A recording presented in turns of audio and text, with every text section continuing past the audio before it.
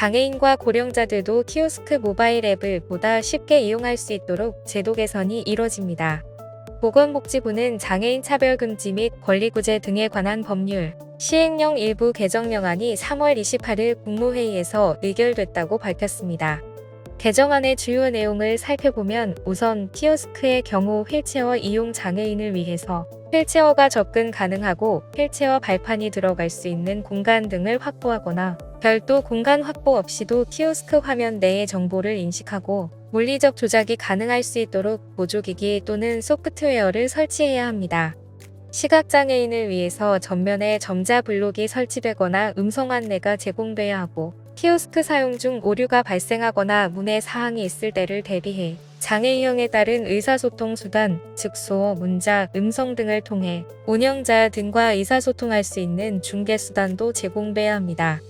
모바일 앱에는 장애인이 구매 또는 설치 전 접근성 지침의 준수 여부, 설치 및 이용에 필요한 설명 정보, 문제 발생 시 수어, 문자, 음성 등을 통해 의사소통할 수 있는 서비스 등이 제공돼야 합니다. 복지부는 과기부 등 관계부처와 공동으로 설명회 등을 추진할 예정이며 시행 후 정기적 모니터링을 통해 제도 이행 상황을 점검하고 민간 부문에 대한 정책 지원 방안도 지속 검토할 예정이라고 밝혔습니다. 앞으로 국가와 지방자치단체, 공공기관 등 847개 기관은 창작물 구매 전체 총액을 기준으로 3% 이상을 장애예술인이 생산한 공예, 공연, 미술품 등 창작물로 구매해야 합니다. 문화체육관광부는 3월 28일 장애예술인 생산 창작물 우선구매 제도를 시행한다고 밝혔습니다.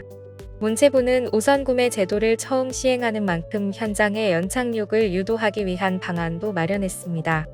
먼저 우선구매 중개 업무 위탁기관인 한국장애인문화예술원 홈페이지를 통해 우선구매 제도와 장애예술인 단체에 대한 정보, 우선구매 기관의 구매 절차 등을 담은 매뉴얼을 제공할 계획입니다.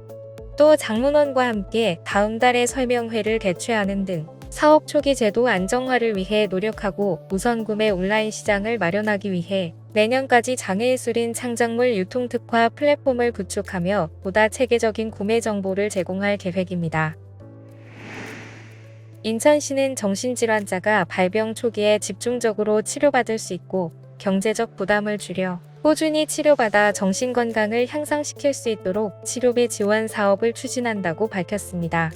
응급 및 행정입원 대상자와 정신건강심사위원회의 외래치료 지원 결정을 받은 대상자들은 소득에 관계없이 누구나 지원을 받을 수 있으며 권역정신응급의료센터 정신응급치료 대상자와 발병 5년 이내 조현병 등 진단을 받은 경우 기준 중위소득 120% 이하 대상자에게 지원됩니다.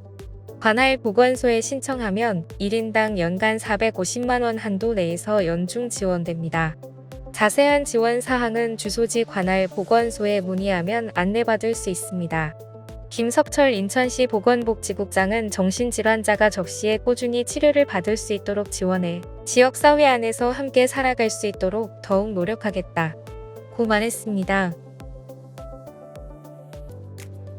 오는 5월부터 코로나19 확진자의 격리 의무 기간이 7일에서 5일로 단축될 전망입니다. 한덕수 국무총리는 3월 서울 세종로 정부 서울청사에서 열린 코로나19 중대본 및 봄철 안전대책 추진 상황 점검 회의를 주재한 자리에서 지금의 안정적 방역 상황을 감안해 남아있는 방역 규제에 대한 조정 로드맵을 마련했다며 이같이 밝혔습니다. 한 총리가 밝힌 로드맵에 따르면 1단계로 5월 초부터 코로나 위기 단계를 심각에서 경계 단계로 낮추고 중대본도 중수본 체제로 전환할 계획입니다.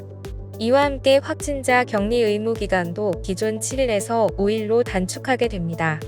1단계 조치 이후 유행 상황을 점검해 감염병 등급을 조정하는 2단계 조치를 확정하고 격리 의무와 일부 남아있는 마스크 착용 의무도 전면 권고로 전환할 계획입니다. 이와 함께 확진자 감시 체계도 전수검사에서 표본 감시 체계로 전환될 예정입니다. 지금까지 장애인생활신문 편집국에서 전해드렸습니다.